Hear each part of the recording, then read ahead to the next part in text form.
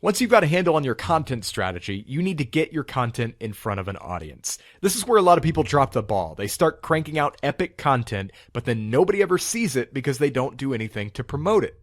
The old build it and they will come adage sounds pretty good in theory, but in practice, it's just not enough. You have to put in the work. Not just in your content creation, but in your promotion as well. In fact, you may see better results by spending more time on promotion than you spend on creating new content. In this section, we're going to talk about search engine optimization, social media, and 12 strategies you can use to promote your content and grow your audience without spending a dime. Let's start with SEO, which is short for search engine optimization. There are a lot of shady SEO tactics out there, and we're not going to cover those here. My philosophy is one of long-term value. I think you'll gain a lot more by playing the long game and focusing on the quality of your content than by employing spammy short-term tactics that may come back to haunt you in the future. Let me give you an example. Years ago, a bunch of sleazy marketers realized they could get a lot of backlinks by going to thousands of random blogs and leaving incoherent comments with links back to their sites. That actually worked for a while, but eventually Google got wise and penalized all of them. So as the editor of a popular blog, I started getting emails from companies begging me, even offering money in some cases, to remove the spammy comments their old SEO agency left on their behalf, because those links were now negatively impacting their search rankings. Don't make that mistake. You can get plenty of backlinks by earning them and doing other kinds of legitimate promotion. If you feel the need to game the system, your content probably isn't good enough. Focus on that first. What I do want to cover here is on-site SEO. That is, optimizing your website's code and content to maximize your visibility on Google and other search engines. This doesn't have to be a hard process. In fact, WordPress plays pretty well with search engines right out of the box. But it doesn't hurt to fine-tune some things to improve your results. Before we dive deeper, I should mention that the primary goal of Google and other search engines is to deliver the most relevant, high-quality results for any given search query. That means that you as a creator and webmaster should be focused primarily on two things: content quality and user experience. Content quality is about giving people exactly what they're looking for, whether that's an informative list, an in-depth tutorial, or a comprehensive product review. User experience has to do with the mechanics of your website itself. For example, do your pages load quickly? Is your site mobile responsive? Once you've got all that covered, you'll want to optimize the code on your site to be as descriptive and readable for search engines as possible, while targeting the specific keywords you'd like to rank for. To do this, I recommend using the free Yoast SEO plugin, which is available from the WordPress repository. We're not going to spend a ton of time on this, but we'll go through the essentials. There's an excellent WordPress SEO guide on Yoast.com if you'd like to dive deeper. The first thing you'll want to do is customize your permalink structure, which determines what your post URLs look like. You don't even need a plugin for this one. Just head over to the permalinks page under settings in your WordPress dashboard. The default setting looks like this. It's pretty ugly and not very search engine friendly. I recommend switching to a structure that contains your post name and preferably just your post name. Once you set this up, you'll have an option on the new post screen to set a custom slug for the post. Otherwise, it'll be auto-generated from your post title. In either case, it's more search engine friendly than the random string of numbers you'd get from the default setting. Next, we're going to optimize your page titles for SEO using the Yoast SEO plugin. Page titles are super important for SEO. They serve not only as the actual title of the page, but also as the first line people see in the search results. Ideally, the keywords you want to rank for should come early in your page titles, and that's for two reasons. First, search engines give more ranking weight to the early words, and second, people scanning the search results, just skimming through, will see the early words first. So if your keywords appear early in your page titles, you're more likely to rank highly, and people are more likely to click to your site. What that means is you don't want the name of your blog to come before the title of your post in the page title. Go to the Titles and Metas section in Yoast, then click Post Types, and make sure the post title comes first. That's just your default setting though. You can also customize the page title for an individual post where appropriate. The Yoast plugin automatically adds a new panel to the new post page where you can override your default settings. Good titles are descriptive and enticing, contain your target keyword, preferably at the beginning, and contain your brand name, preferably at the end. Next, we have meta descriptions. These are used by search engines for the black text at the bottom of a listing. By default, a snippet will be pulled from your page content based on what the user searched for. But for best results, you should write it yourself on a post-by-post basis using the field that Yoast gives you. There's really no way to automate this. You really have to do it for each individual post. So make sure it contains the keyword you like to rank for at least once, and use it to entice the reader to click through. One of the great things about the Yoast plugin is that you can enter your focus keyword and it'll analyze your content and tell you how optimized your site is to rank for that particular keyword. I recommend doing that with every new post before you hit publish. It's also a good idea to optimize your images, which is something most people overlook. Anytime you add an image to a post, add a descriptive alt attribute to tell search engines what the image is. This can get you a little more search traffic by helping your photos rank on Google Images, for example, and it'll also help visually impaired readers make sense of your content if they're using a screen reader. Finally, Yoast allows you to quickly and easily set up an XML sitemap, which allows Google and other search engines to know when your site is updated. Go to the XML sitemaps page in the Yoast plugin and make sure it's enabled. There are some options you can edit, but you're probably fine leaving everything as is. Now when you publish a new post or page, the new sitemap is automatically submitted to Google and Bing so they can quickly and easily index your new content. Like I said, if you'd like to dive deeper, I recommend checking out the WordPress SEO tutorial on Yoast.com. It's a long read, but it'll give you a much more comprehensive look at SEO in the world of WordPress. With that said, if you just implement the tips in this lecture, you're already way ahead of most new bloggers. Now let's talk about social media. As a blogger, you should be using social media to not only drive traffic to your site, but to grow your brand and build relationships with your audience as well. Which is a great segue into our first talking point. Social media should be social. Lots of new bloggers and even big brands make the mistake of using social media solely as a distribution channel, and then they wonder why it's not driving the results they want. There's nothing wrong with sharing your blog posts. Don't get me wrong, you should definitely be doing that. But there's so much more to it than shouting links out into the void all day. The single most important thing you can do on any social media platform is engage in meaningful conversations with people in your target market. So for example, on Twitter, I spend a lot of time searching for relevant subject matter and jumping into public conversations where I feel I have something to add. Now that doesn't mean spamming. Okay, I don't want to give you the wrong idea here. You don't jump in and say, hey, check out my blog post. Hey, check this out. Hey, check that out. No, you just jump in and add something of value. Say, oh yeah, I agree with this. I think this. Just add some kind of value to the conversation like you were talking to a friend. The second most important thing is creating native content tailored to each platform. There's a reason we don't just have one social network. Each platform has its own unique nuances that you have to learn and respect. People want to see different stuff on Facebook than they want to see on Twitter or Pinterest or Snapchat.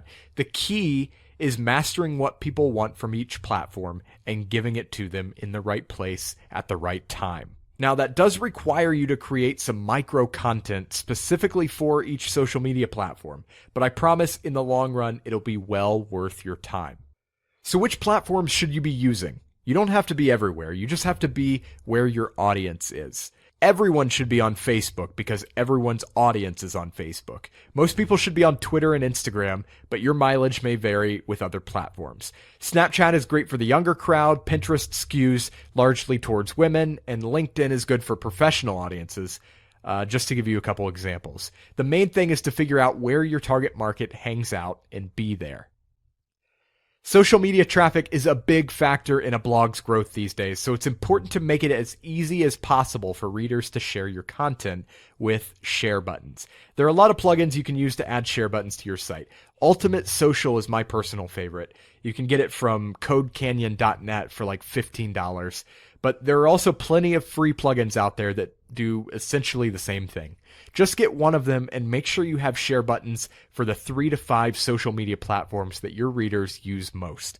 It's also a good idea to optimize your site so it looks good when people share it by getting set up with Facebook's Open Graph and Twitter cards. These help ensure the right images, headlines, and descriptions show up when people share your posts on Facebook or Twitter.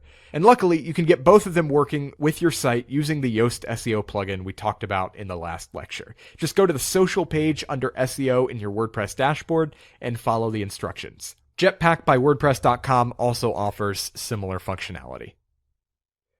One of the big questions in the social media marketing world is to automate or not to automate. Here's my perspective on automation. It can be super helpful if used correctly. It's okay to use services like Buffer or Edgar to schedule posts and things like that, but never try to automate engagement. Replies, comments, direct messages, these are all things you'll be much better off doing manually. Trust me on this, you never want to be perceived as a spam bot. In this lecture, we're going to go through 12 specific content promotion strategies you can use to get your blog in front of more people. You can put all of these strategies into action even if you're working with a limited budget. They don't cost anything but time. The first one is strategic guest posting. When you're just getting started, one of the best blog promotion strategies is writing a series of guest posts for other, more influential blogs. It's a time-consuming process, to be sure, but it can pay off big time by launching your blog into the spotlight and really putting you on the map. There's an important caveat, though. Any guest posts you write have to meet an extremely high standard of quality. If you write a subpar guest post, it probably won't get published, but even if it does, you don't want that to be the public's first impression of you. So make sure you only offer your best work for guest posts. As far as actually getting published, it's all about the pitch. As an editor, I've gotten tens of thousands of guest post pitches over the last few years, and most of them go straight to the trash. Here's what a perfect pitch looks like to me. Simple, but descriptive. Tell me who you are and why I should care, and then give me 3 specific post ideas to choose from, with a simple outline or description for each one. Start with the smaller blogs and work your way up to the big guys as you get some guest posts under your belt. Next, we have expert roundups. So I know we already covered this in the content section, but it deserves a mention as a promotion strategy too. Not only are expert roundups a great content format, they're also a killer way to get leading influencers to share your content. So to refresh your memory, you reach out to a bunch of experts, ask them a single question, and compile all their answers into one big post. Then, and this is where it becomes a promotion strategy, send them a link to the post when it goes live. Because they contributed to it, chances are they won't mind sharing it with their audience, and that'll send in a pretty good influx of traffic for you. The people to follow list is very similar to the expert roundup, and you can leverage it in much the same way.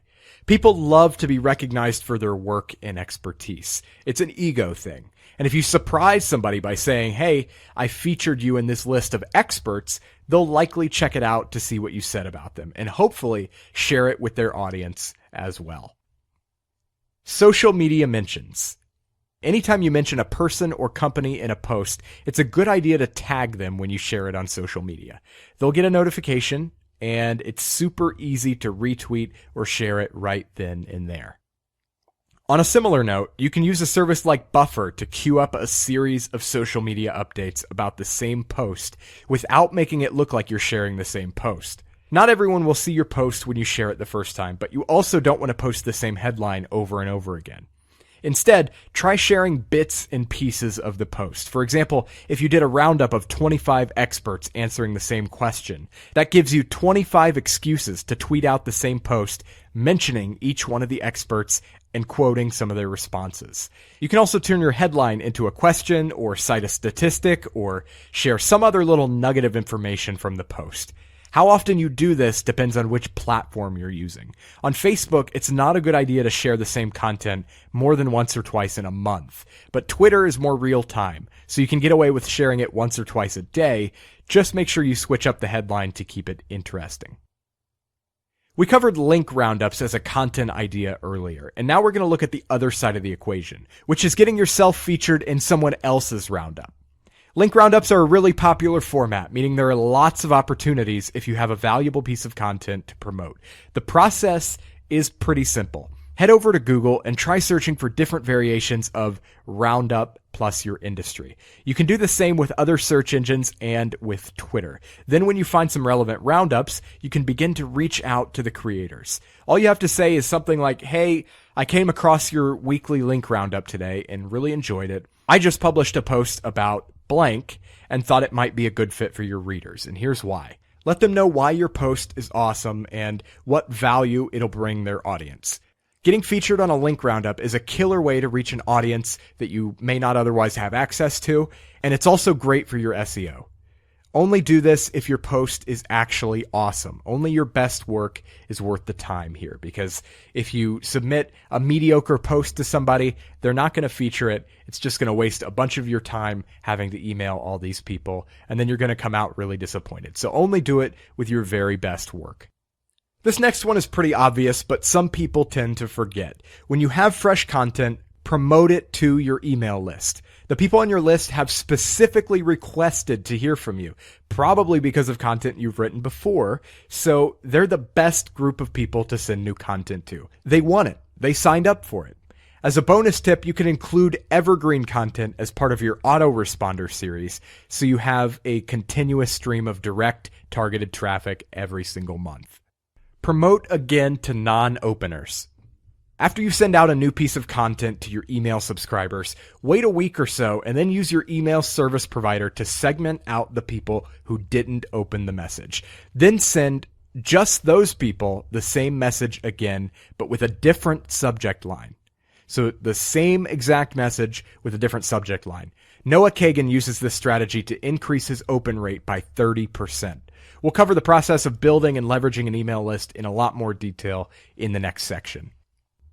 Depending on the industry you're in, niche forums may be a great place to promote your blog, but be careful about how you do this. Nobody likes the person who just shows up and starts promoting their own stuff without adding anything to the community. Make sure you know the rules of any forums you join and focus first on becoming an active community member and providing value to other members. And that is providing value natively on the platform in text posts, not just linking out all the time.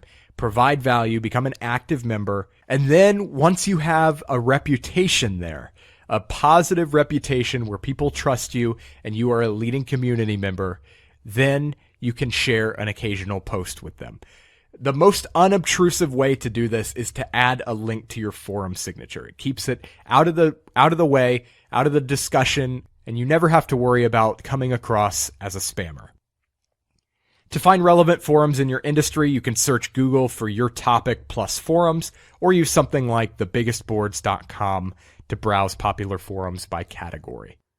Reddit can also be a substantial driver of traffic if you use it right. Like with forums, it's a good idea to establish a reputation before you try to promote your own content. And even then, make sure your self-promotional posts are few and far between. Redditors hate spam, and they have this crazy shadow ban thing that they do. If you start doing self-promotion, they can ban you without you knowing that you've been banned. So you can still go and post things and it shows up like it actually posted and you can see your post, but then nobody else on Reddit can see your post. And that's called a shadow ban. So you don't want that to happen. So try to keep your self-promotion to a minimum. If you want to leverage the power of Reddit without investing too much time into your own account, you can occasionally ask a Reddit-savvy friend to submit one of your links for you. But I would honestly just recommend becoming an active member of the community, growing an account, and sharing an occasional link here and there. And the key is to actually provide value with what you share. Facebook and LinkedIn groups are also great, but the same rule applies. Spend some time adding value to the community before you share any of your own content, and always read and respect the rules of each individual group. Giveaways. This is a big one. A well-executed giveaway has the potential to skyrocket your blog's growth pretty much overnight. Let's go into detail and talk about exactly what I mean when I say well-executed, and how you can incorporate a giveaway into your growth strategy. So first of all, you have to choose a relevant product to give away. That is the single most important aspect. It has to be something your target audience in particular wants.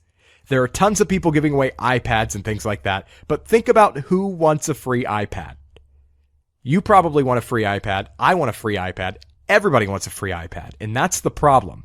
Giving away a generic product like that is going to generate a bunch of untargeted traffic, and you'll end up with an audience of random people who don't care about you or what you have to offer. So go with something that's highly desired but appeals specifically to your audience.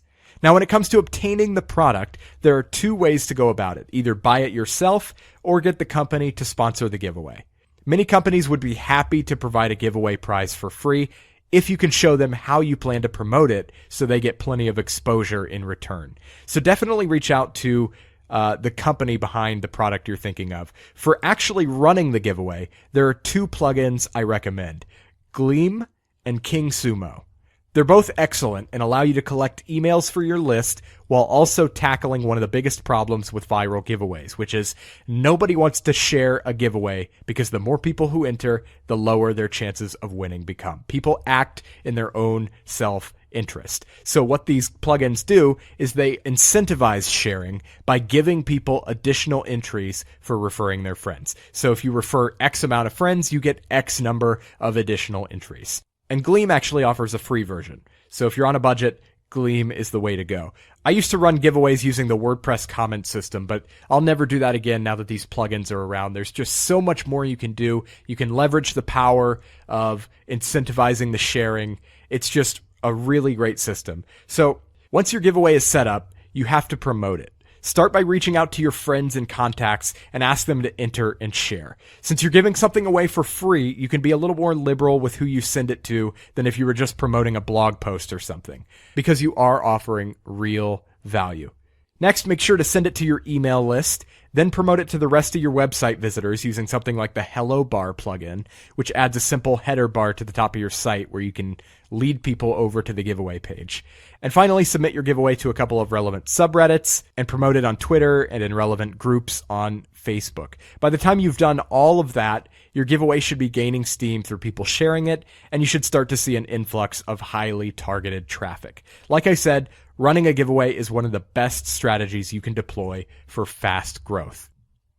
So there you have it. 12 promotion strategies you can use to get eyes on your content. There are plenty of others, of course, but this should give you a solid foundation.